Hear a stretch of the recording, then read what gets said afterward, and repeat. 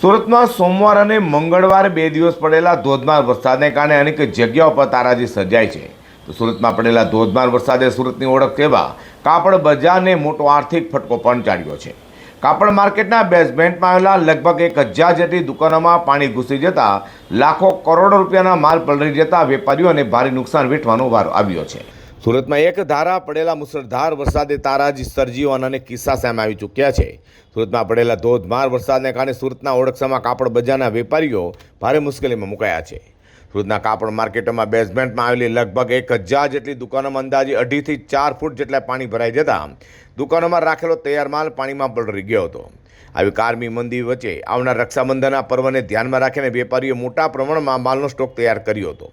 વરસાદ દરમિયાન જેટલો માલ બહાર કાઢી શકાય તેટલો બહાર કાઢવામાં આવ્યો હતો, પરંતુ બાકીનો મોટાભાગનો માલ દુકાનની અંદર જ પાણીમાં બગડી ગયો છે.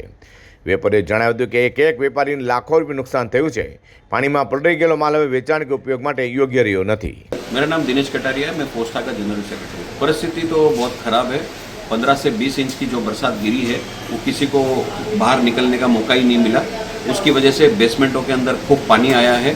एवरेजली 2.5 से 3 फीट से लेके 7-8 फीट तक का पानी मार्केटों के बेसमेंट में आया है और उसकी वजह से लोगों के दुकान के अंदर का माल, उनका फर्नीचर, ये बड़े पैमाने पे नुकसान हुआ है। लाखों में नहीं, करोड़ों में ये नुकसान हुआ है। रूटीन का व्यापार तो पिछले 2 दिन से जो ठप पड़ा है, एवरेजली 150 से 200 करोड़ रुपए का टर्नओवर था, वो टर्नओवर रुक गया है।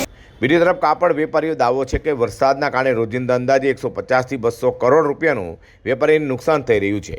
વેપારીઓ સરકાર તરફ યોગ્ય વળતર અને અસરકારક ડ્રેનેજ વ્યવસ્થાની માંગ કરી રહ્યા છે.